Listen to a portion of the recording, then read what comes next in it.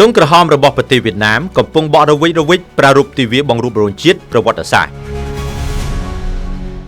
ប្រជាជនវៀតណាមរាប់ពាន់នាក់បានប្រមូលផ្តុំគ្នាដើម្បីអបអរសាទរខួបទី50នៃការបញ្ចប់សង្គ្រាមវៀតណាមជាមួយនឹងក្បួនដង្ហែដ៏ធំនៅទីក្រុងហូជីមិញជាមួយនឹងការសម្ដែងតាមអាកាសនិងបទចម្រៀងស្នេហាជាតិឆ្លុះបញ្ចាំងពីជ័យជំនះនៃជំនឿដែលនាំទៅការបង្រួបបង្រួមជាតិនៅថ្ងៃទី30ខែមេសាឆ្នាំ1975ជនជាតិវៀតណាមរាប់ពាន់នាក់បានប្រារព្ធខួបលើកទី50នៃការបញ្ចប់សង្គ្រាមវៀតណាមដែលមេដឹកនាំកុម្មុយនីសរបស់ប្រទេសវៀតណាមសាទរថាជនជាតិវៀតណាមរាប់ពាន់នាក់បានប្រារព្ធខួបលើកទី50នៃការបញ្ចប់សង្គ្រាមវៀតណាមដែលមេដឹកនាំបកកុម្មុយនីសរបស់ប្រទេសនេះបានសាទរថាជាជ័យជំនះនៃជំនឿ Reuters បានរាយការណ៍កាលពីថ្ងៃអង្គារថាការប្រារព្ធពិធីនេះចាប់ផ្ដើមជាមួយនឹងក្បួនដង្ហែដ៏ធំនៅទីក្រុងហូជីមិញដែលទាហានរាប់ពាន់នាក់បានដើរដង្ហែក្បួននិងការបង្ហាញតាមអាកាសត្រូវបានសម្ដែងដោយយន្តហោះចម្បាំងនិងឧទ្ធម្ភាគចក្រផលិតដោយរុស្ស៊ីវៀតណាមក្រវីទង់ជាតិក្រហមនិងច្រៀងចម្រៀងស្នេហាជាតិវៀតណាមក្រវីទង់ក្រហមនិងច្រៀងចម្រៀងស្នេហាជាតិខួបប្រវត្តិសាស្ត្រត្រូវបានប្រារព្ធឡើងនៅថ្ងៃទី30ខែមេសាឆ្នាំ2025នេះនៅពេលដែលកងកម្លាំងកុម្មុយនីសមកពីវៀតណាមខាងជើងបានដណ្ដើមយកទីក្រុងសៃហ្គនរដ្ឋធានីនៃប្រទេសវៀតណាមខាងត្បូងដែលគាំទ្រដោយសហរដ្ឋអាមេរិកហើយបានបដូរឈ្មោះទៅជាទីក្រុងហូជីមិញដើម្បីជាកិត្តិយសដល់លោកហូជីមិញមេដឹកនាំស្ថាបនិកនៃវៀតណាមខាងជើងលេខាកុម្មុយនីសនិងជាមេដឹកនាំកម្ពុជារបស់លោកថូឡាំបាននិយាយថានេះគឺជាជ័យជំនះនៃជំនឿនិងយុត្តិធម៌លើភាពឃោរឃៅដោយដកស្រង់សម្ដីពីលោកហូជីមិញថាវៀតណាមគឺតែមួយជនជាតិវៀតណាមគឺតែមួយទន្លេអាចរីងស្ងួត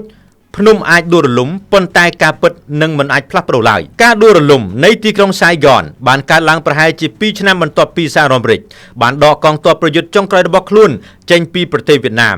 សង្គ្រាមរយៈពេល20ឆ្នាំបានឆក់យកជីវិតជនជាតិវៀតណាមប្រមាណជាង3លាននាក់និងទាហានអាមេរិកចំនួន60000នាក់ដែលភាគច្រើនជាទាហានវ័យក្មេងយោងតាមរបាយការណ៍របស់ Reuters នៅថ្ងៃនោះថាកងកុម្មុយនីសបានឈានចូលរដ្ឋធានីវៀតណាមខាងត្បូងដោយមានការតស៊ូតិចតួចភាគច្រើនដើម្បីសង្គ្រោះអ្នកភ័យខ្លាចក្នុងការប្រយុទ្ធបង្ហូរឈាមរបាយការណ៍បានពិពណ៌នាអំពីកងទ័ពដែលបានទទួលជ័យជំនះថាជាទាហានប្រដាប់ដោយអាវុធពេញលេញនៅក្នុងព្រៃពណ៌បៃតងក៏ប៉ុន្តែក៏មានក្មេងជំទង់ជើងទទេមួយចំនួននៅជាមួយផងដែរព្រឹត្តិការណ៍នេះត្រូវបានកត់ត្រានៅក្នុងការចងចាំដ៏ពេញនិយមមួយខណៈដែលរូបភាពនៃឧទ្ធម្ភាគចក្រសហរដ្ឋអាមេរិកបានជម្លៀសមនុស្សប្រហែលជា7000នាក់ដែលភាគច្រើនជាជនជាតិវៀតណាមខណៈដែលរថក្រោះជនជាតិវៀតណាមខាងជើងបានចូលកាន់តែគៀកជើងយន្តហោះចុងក្រោយបានហោះចេញពីដំបូលស្ថានទូតអាមេរិកនៅម៉ោង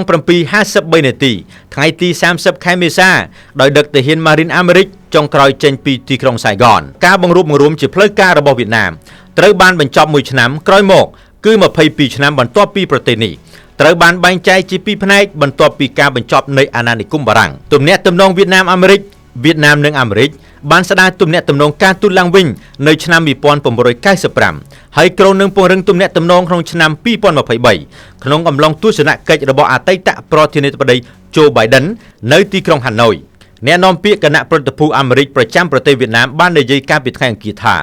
សហរដ្ឋអាមេរិកនិងវៀតណាមមានទំនាក់ទំនងទ្វេភាគីដ៏រឹងមាំដែលយើងបដិញ្ញាពង្រឹងនិងពង្រីកទោះជាយ៉ាងណាក៏ដោយទំនាក់ទំនងនេះកំពុងត្រូវបានសាកល្បងដោយការគំរាមកំហែងនៃពន្ធ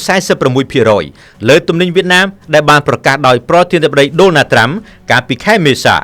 ពន្ធគយត្រូវបានផ្អាករហូតដល់ខែកក្កដាហើយកំពុងស្ថិតនៅក្រោមការចរចាបើសិនជាមានការដាក់ចេញវាអាចនឹងមានផលប៉ះពាល់ដល់កំណើននៃការនាំចេញរបស់ប្រទេសវៀតណាមដែលបានទាក់ទាញការវិនិយោគបរទេសយ៉ាងខ្លាំង